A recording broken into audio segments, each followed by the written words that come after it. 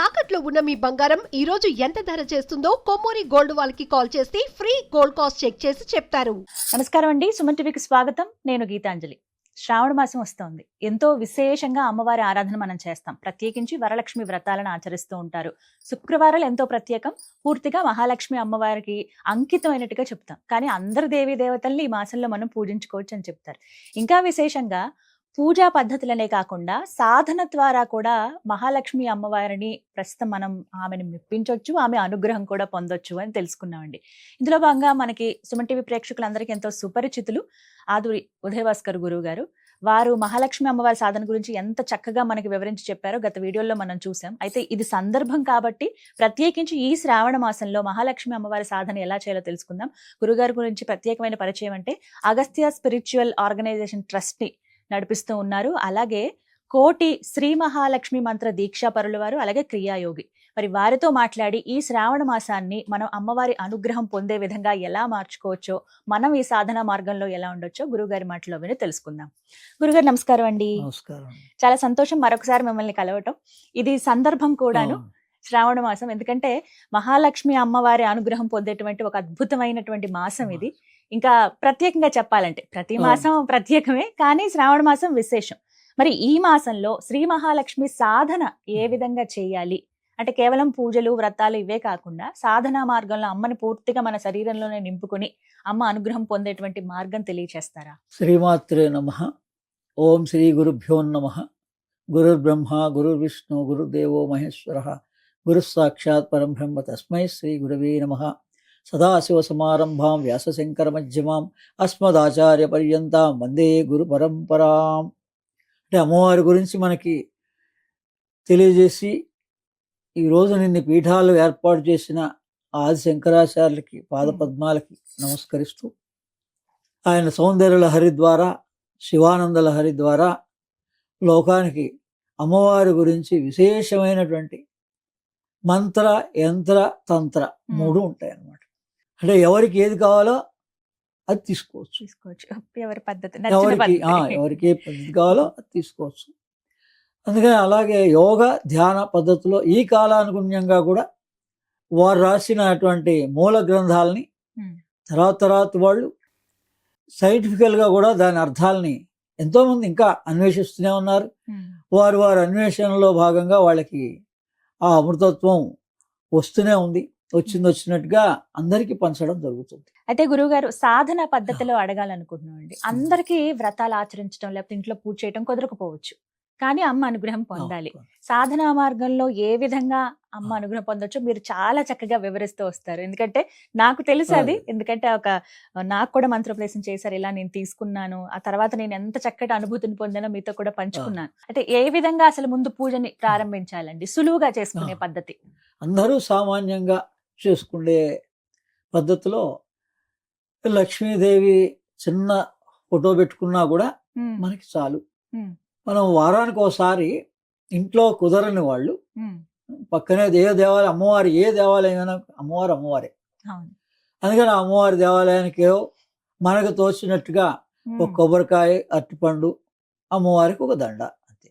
ఇంత సింపుల్గా అమ్మవారిని తృప్తిపరచచ్చు.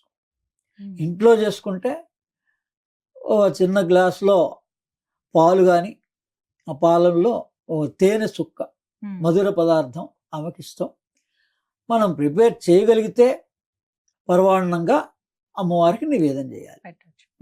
అందుకని యావత్ లోకంలో మనుషులందరికీ కూడా భగవంతుడు అనేటువంటి వాడు అందరికీ సమానం. అంతేగాని కొంతమంది పూజ చేసిన వాళ్ళకే అనుగ్రహిస్తాడు, చేయని వాళ్ళకి అనుగ్రహించడని లేదు. మనస్సులో భావన ప్రధానం. యద్భావం తద్భవతి. మన శాస్త్రం అంతా కూడా మనం ఏ భావంతో చేస్తున్నామో అది ప్రధానం.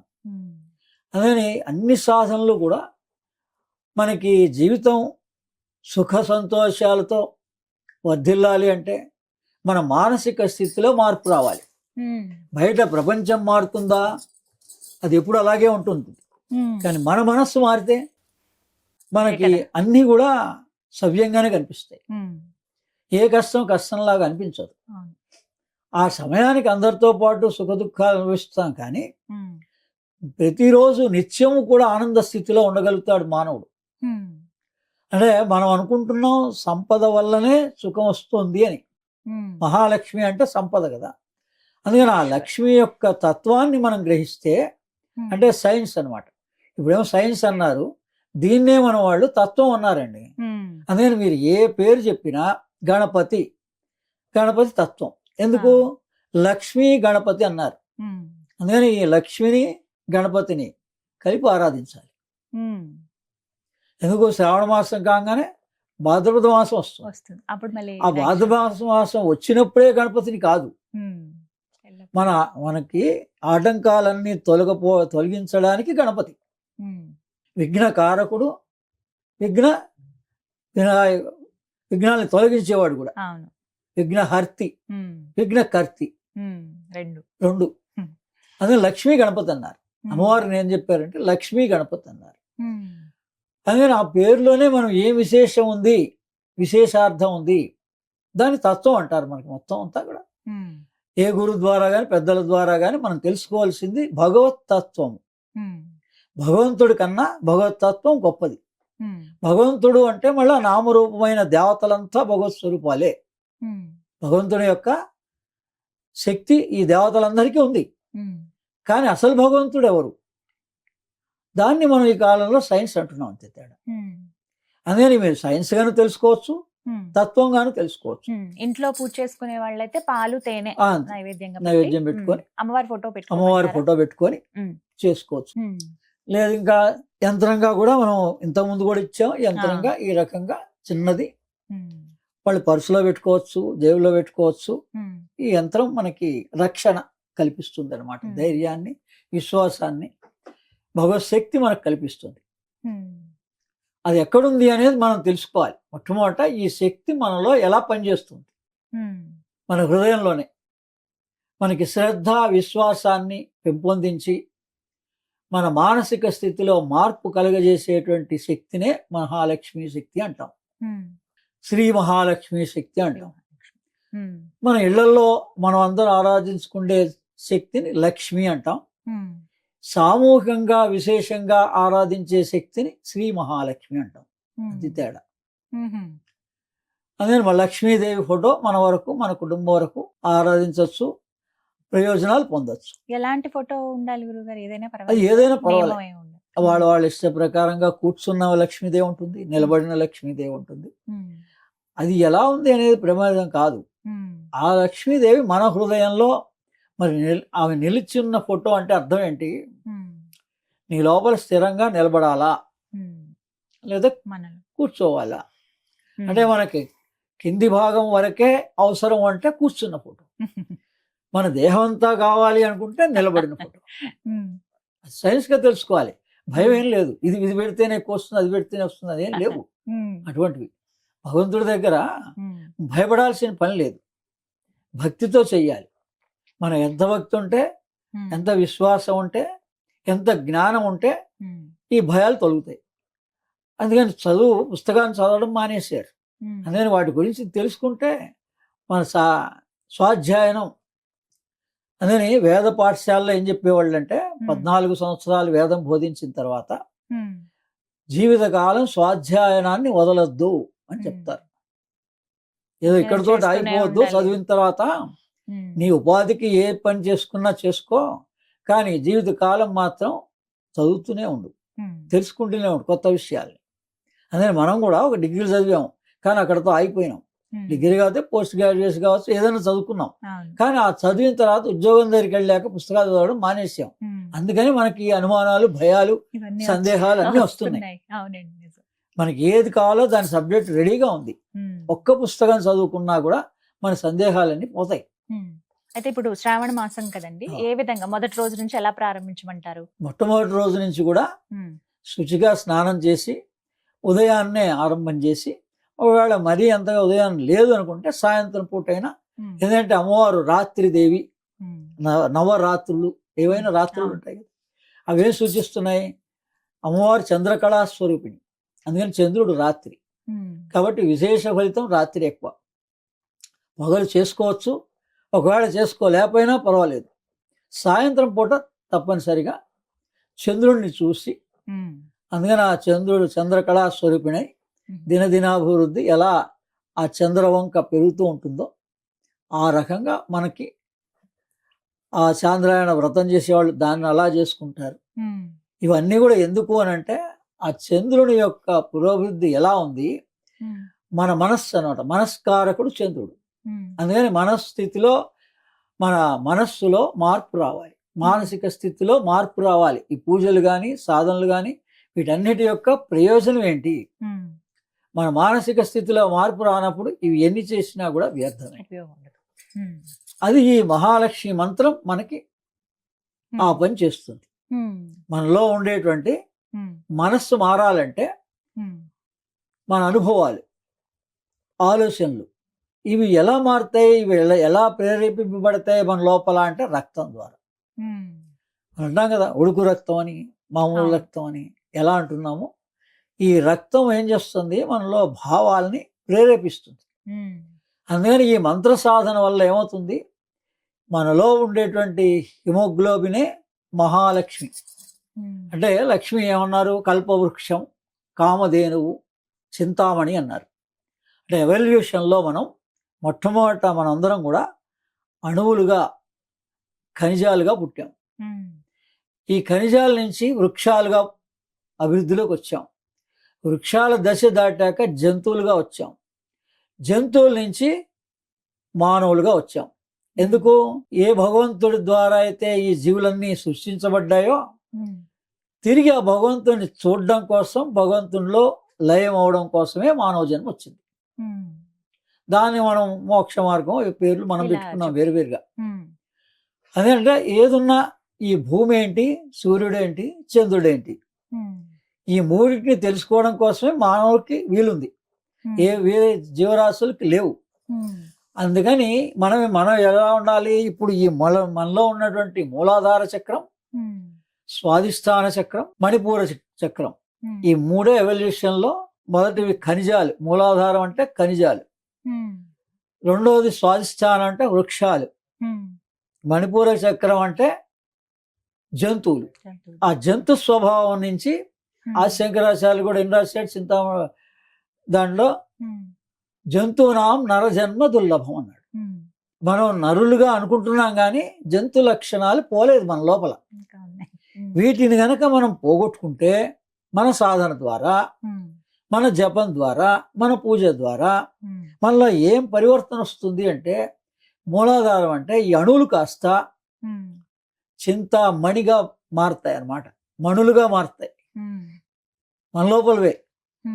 అలాగే రెండోది కల్పవృక్షం, వృక్షాలు కదా, ఆ వృక్షాల లక్షణాలు మనకు ఉన్నాయి. ఆ వృక్షాల్లో కల్పవృక్షంగా మారుతాం మనం. మనలోనే ఉంటాయి అవి. మనం ఎంత సాధన చేసినా మళ్ళీ ఈ మూడు లక్షణాలు ఇప్పటికీ ఉంటాయి. ఖనిజ లక్షణాలు, జంతువువి, వృక్షంవి. వీటిని అధిగమిస్తూనే ఉండాలి ఎప్పటికప్పుడు. అందుకని ప్రతి సంవత్సరం మనం సాధన చేసుకుంటూ ఉండాలి. మనం వీటిని అధిగమించి ఉత్తమ మానవుడుగా, దేవమానవుడుగా, మనమే ఇచ్చేవాడిని దేవత అంటారండి. ఏం లేదు, మనం 10 మందికి ఇవ్వగలిగే శక్తి వస్తే ఇవే దేవత. ఎప్పుడు నాకేమిస్తారు, ఫ్రీగా ఏమిస్తారు అనుకుంటే అది మానవుడు. అందుకని దీని ద్వారా ఏంటంటే, ఇది కుబేర ముద్ర ద్వారా మహాలక్ష్మి మంత్రాన్ని కనుక చేసుకుంటే మనకు కావలసిన వనరులన్నీ సమకూరుస్తుంది. అందరికీ ఐక్యతని, సమభావాన్ని కలగజేస్తుంది, కుటుంబ క్షేమాన్ని కలగజేస్తుంది ఈ మహాలక్ష్మి సాధన. అది మన దేహానికి పరిశుభ్రంగా, మన హృదయం బాగా పనిచేస్తుంది, లంగ్స్ కెపాసిటీ పెరుగుతుంది. అందుకని ఎక్కడుందండి ఈ లక్ష్మి అంటే, ఈ కల్పవృక్షం, కామధేనువు హార్ట్ సెంటర్లో ఉంది అని సైంటిస్టులు కూడా కనుక్కున్నారు. ఈ నాభి నుంచి ఈ హృదయం మధ్యలో ఉంటుంది, మధ్యలో డయాఫ్రమ్ దగ్గర. డయాఫ్రమ్ కరెక్ట్గా మనకి ఆడుతూ ఉంటే ఈ లంగ్స్ కెపాసిటీ, ఈ బ్లడ్ సర్క్యులేషన్ కూడా సక్రమంగా ప్రసరిస్తుంది. అందుకని దేని మీద ఉంది, డయాఫ్రమెటిక్ బ్రీదింగ్ చేయాలి. మనం డైలీ కూడా దీర్ఘ శ్వాసలు తీసుకోవాలి. ఎప్పుడు ఖాళీ ఉన్నా కూడా గుర్తుపెట్టుకొని, ఉదయాన్న సాయంత్రం కూడా ఖాళీ ఉన్నప్పుడల్లా, మనకు అలసట వచ్చినప్పుడల్లా దీర్ఘ శ్వాసలు తీయాలి. ఈ చేతుల్ని మన ఎనర్జీ అంతా చేతుల ద్వారా, కాళ్ళ ద్వారా, వాక్ ద్వారా బయటికి వెళ్ళిపోతుంది. వీటిని కంట్రోల్ చేయడం కోసమే మనకి ఈ సాధనలు ఇవన్నీ ఇచ్చారు. పతంజలి యోగాలు ఇవన్నీ ఎందుకు ఇచ్చారు అంటే మనోవాక్ కర్మణ వీటిని మార్చుకోవడానికి, మనస్సు యొక్క మానసిక స్థితిని మార్చుకోవడానికి, మనం ఏ కర్మలు చేస్తున్నామో ఆ దోషాలు తొలగడానికి, ఏ వాక్కు ద్వారా మనకి మంచి చెడు, ఓ మంచి వాక్కు ఆంజనేయ స్వామిలాగా ఒక వాక్కు ద్వారా ఆయన ఏ ప్రయోజనం కలిగించాలో కలిగించాడు. అందుకని మనం ఎప్పుడు కూడా దుర్భాషలు ఆడకుండా, మనం పూజలు చేసినా చేయకపోయినా ఈ పరివర్తన కోసం అని మనం సాధన చేయాలి. అందుకని అది మీరు ధ్యానంగానే చేసుకోవచ్చు, యోగంగానే చేసుకోవచ్చు. యోగం అంటే కుబేర ముద్ర, లక్ష్మీ ముద్ర అంటే కుబేర ముద్ర. ఇది ప్రాణ అపానాల్ని క్లోజ్ చేసి చివరి 2 వేళ్ళు ప్రాణ అపాన, ఈ 3 వేళ్ళు సమాన వ్యాన ఉదాన. అందుకని అన్నిటికన్నా ఉదాన ప్రాణం గొప్పదండి. ఊర్ధ్వముఖంగా మనని తీసుకెళ్ళగలిగే శక్తి ఉదాన ప్రాణానికి ఉంది. ప్రాణాలు ఏంటో తెలుసుకుంటే మనకు ప్రాణం సహకరిస్తుంది. అందుకని ఈ కుబేర ముద్రతో మనం కూర్చున్నా కూడా ఎప్పుడు ఏ అవసరం ఉన్నా, ఖాళీగా ఉన్నా చేతుల్ని వదిలేయకుండా, ఆ ఎనర్జీ వేస్ట్ గా పోకుండా వాటిని బంధించడమే ముద్రలు. ఏ ముద్రైనా తీసుకోవచ్చు. ప్రాణముద్ర, అపాన ముద్ర, ఉదయం పూటనే కూడా ప్రాణముద్ర, ఈ 2 కలిపి ప్రాణముద్ర, ఈ 2 కలిపితే అపాన ముద్ర. చివరి వదిలేసి 2 వేలు పట్టుకుంటే అపాన ముద్ర, ప్రాణముద్ర. అలాగే ఇప్పుడు కుబేర ముద్ర. ఒక్క 2-3 ముద్రలు చేయండి రోజు. మీ ఆరోగ్యం బాగుంటుంది, మానసిక స్థితి బాగుంటుంది. అప్పుడు మనకి ఈ సుఖ దుఃఖాలు మనని ఏం డిస్టర్బ్ చెయ్యవు. సదా ఆనందంగా, నిత్యం ఆనందం. బ్రహ్మ అంటే ఆనందం అండి. ఆ ఆనంద స్థితి ఎప్పుడు వస్తుందంటే గాఢ నిద్రలో వస్తుంది అందరికీ. కానీ మీరు కాన్షియస్ గానే ఆ గాఢ నిద్రని లో కలిగిన ఆనందాన్ని పొందగలిగితే డే టైం కూడా పొందొచ్చు.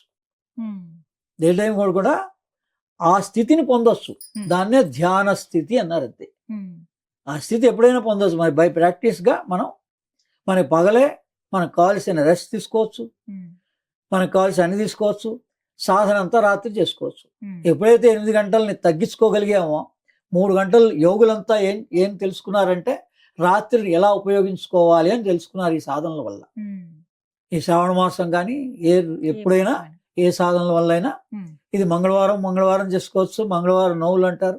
శుక్రవారం కూడా చేసుకోవచ్చు. అమ్మవారికి ప్రీతికరమైన రోజులు మంగళవారం, శుక్రవారం. అమ్మవారికి ఇష్టమైన రంగు దానిమ్మ రంగు. ఆ రంగు వస్త్రాన్ని వేరే వాళ్ళు బహుకరించిన అమ్మవారు సంతృష్టి చెందుతుంది. లేదా గుళ్ళో ఆ వస్త్రాన్ని అమ్మవారికి అలంకరించిన, మన ఇంట్లో అలంకారం చేసుకున్నా మన ఓపిక తగ్గట్టే చేయాలి. ఎవరిని ఇంటి వాళ్ళని ఇబ్బంది పెట్టకూడదు. మనం బలవంతంగా చేయొద్దు. యోగ ధ్యానం మనం ఎంతసేపు అయినా చేసుకోవచ్చు, ఎలా అన్నా చేసుకోవచ్చు. ప్రతిరోజు ఇప్పుడు మాసం ప్రారంభమైన దగ్గర నుంచి ప్రారంభమైన రోజు నుంచి కూడా చేసుకోవచ్చు. మంత్రం ఒకసారి చెప్తారా గురువుగారు? ఓం శ్రీం హ్రీం శ్రీం కమలే కమలాలయే ప్రసీద ప్రసీద శ్రీం హ్రీం శ్రీం ఓం మహాలక్ష్మీ నమః. ఓం శ్రీం హ్రీం శ్రీం కమలే కమలాలయే ప్రసీద ప్రసీద శ్రీం హ్రీం శ్రీం ఓం మహాలక్ష్మీ నమః. అమ్మవారికి పదార్థం ఏది ఇష్టం అంటే పాయసం ఇష్టము, మధుర పదార్థం ఇష్టం. పాలల్లో ఒక్క చుక్క తేనె వేసిన అమ్మవారికి ప్రీతి చెందుతుంది. అందుకని మనం ఎక్కువగా చేసామని కాకపోయినా మనం తీసుకున్నది స్వల్పంగానైనా, లేదా ఖర్జూరాలు పెట్టచ్చు, డ్రై ఫ్రూట్స్ పెట్టచ్చు. లేనిటువంటి వాళ్ళు సాయంత్రం కూడా పూజ చేసుకోవచ్చు. మేము అసలుగా సాయంత్రమే రోజు చేసుకోండి, విశేష ఫలితం వస్తుంది. చక్కగా పూజ సులువుగా పూజ సులువుగా చేసి ఎక్కువ సమయం ధ్యానానికి, మంత్ర జపానికి, యోగానికి ఇవ్వండి.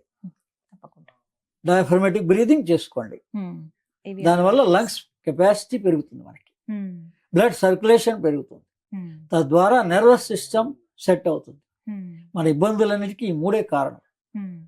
ఇవన్నీ కూడా దేవతా శక్తి మనలోనే ఉంది. ఏ పేరన్నా పిలవచ్చు, మన హృదయంలోనే ఉంది. ఆ హృదయంలో తెలిసినప్పుడు తెలుస్తుంది. తెలవనంత వరకు ముందు భావించండి. భావించి అమ్మవారిని, లక్ష్మీదేవిని హృదయ స్థానంలో ధ్యానించండి. చక్కగా వివరించారు గురుగారు. అంటే సాధారణమైన పూజా వివరాలు అన్ని కూడా అందరూ చెబుతూ ఉంటారు, ఎలా చేయాలని తెలుసు, వ్రతంగా ఆచరించే వాళ్ళు ఇవి. కానీ ఇంకా వివరణాత్మకంగా తెలుసుకోవాలి. ఏదైనా సరే తత్వం తెలుసుకుని మనకి ఏ విధంగా ఉపయోగపడుతుంది అనేది తెలుసుకుంటే గనక తర్వాత తరాల వారికి అవును. కూడా మనం చెప్పొచ్చు. చెప్పొచ్చు. ఇంట్లో వాళ్ళకి కూడా ఇంట్లో వివరించి పిల్లలు చెప్పొచ్చు అడిగితే పిల్లలకి. చెప్పొచ్చు, ఇది చేస్తే అవును. మీకేం ఫలితం అంటే, నేను చేశాను నాకు ఈ ఫలితం వచ్చింది, నీకు చేస్తే నీకు వస్తుంది అని చెప్పొచ్చు. చాలా చక్కగా వివరించారు గురువుగారు. ధన్యవాదాలండి. నమస్తే.